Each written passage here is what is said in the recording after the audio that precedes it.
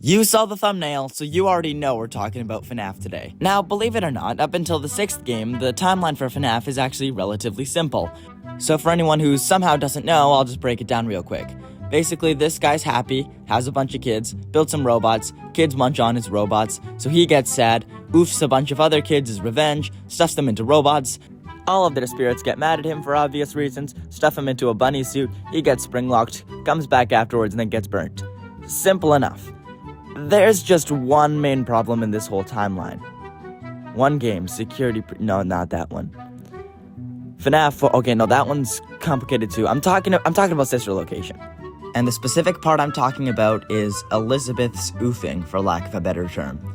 Because in Fnaf 4, he plays the crying child, her younger brother. We then go into a room and it's completely empty. Everyone else is accounted for, but this implies that Elizabeth is oofed at this point.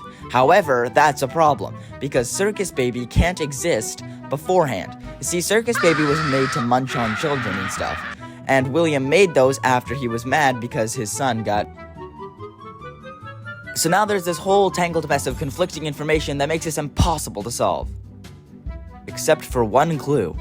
One thing that ties everything together and fixes the whole timeline. What is it, you ask? What if I told you it was none other than Balloon Boy? I wish I was joking. So let's talk about Balloon Boy for a while. He first appeared in Fnaf 2. He basically just came into your office, stole your batteries, and made the game impossible to win. The annoying little poop. But his design sticks out because it doesn't match any of the other animatronics in that game. None of the other animalistic-looking animatronics. Really, the only ones in the entire series he can match are the other humanoid animatronics. Those being, of course, Circus Baby and Ballora. They're very similar aside from some of them being really high-tech robotics, but we do hear about wooden robots somewhere else in the series, So he's definitely some older model of some of the Funtime animatronics. Too bad we don't see any other Funtime animatronics in the entire game. Or do we? Take a look at Mangle. Mangle clearly looks a lot like Funtime Foxy, just an older model, missing the faceplates and other features, looking more wooden almost, implying that there might have been a wooden version of each of these Circus Baby's Pizza animatronics at the original location. No, this isn't Circus Baby's Pizza and Rentals, that is a different store entirely. This puts Balloon Boy's creation on the timeline after Fredbear's Family Diner, but before Freddy Fazbear's Pizza. And how do we know this? Well, let's take a look at this. William didn't just make Freddy Fazbear's Pizza. No, William and Henry did that. It started because Henry made Chica's Party World with a whole bunch of other animatronics. And that's right, I said animatronics. For the first time in these series, Henry ripped off William. This made William mad, but,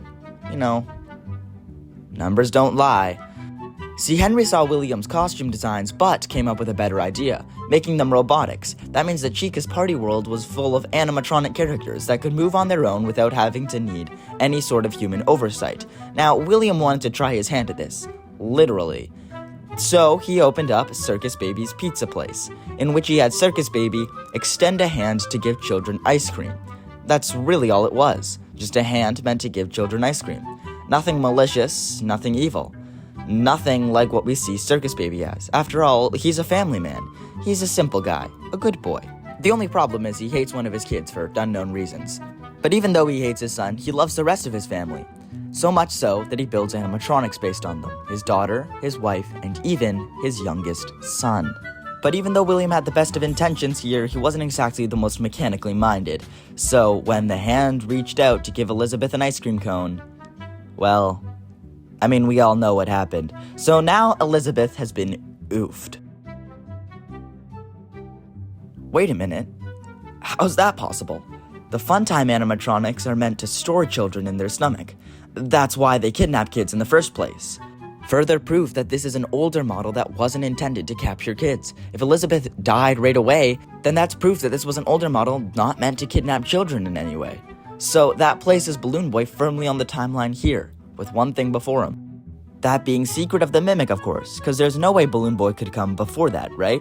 Secret of the Mimic is a newly released game. However, we have seen Dawko play it at PAX West, and if we look in the background, we can see this poster here, that actually has Balloon Boy on it, meaning Balloon Boy existed before or at least with Fall Fest. Playtesters of the game have confirmed that there were boxes labeled Fredbear's Family Diner. All that originally broke this theory was the fact that there's a cupcake, Chica's signature item. But it wasn't always Chica's signature item. Originally, at Fredbear's Family Diner, it belonged to someone in a Freddy suit, right before Charlie's death, meaning that the cupcake toy was basically interchangeable between the animatronics.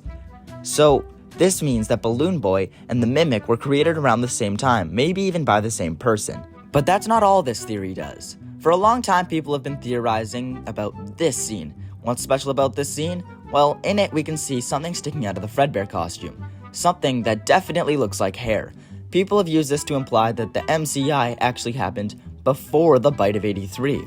Now, William really wouldn't have done this if he didn't have a motive. So if Elizabeth's death takes place well before the bite of 83, that gives him enough motive to have the MCI here. I think this works perfectly, but not for the MCI maybe. That needs extra motive. I'm saying 2 of his other murders that don't follow the pattern, the puppet, or Charlie and Cassidy.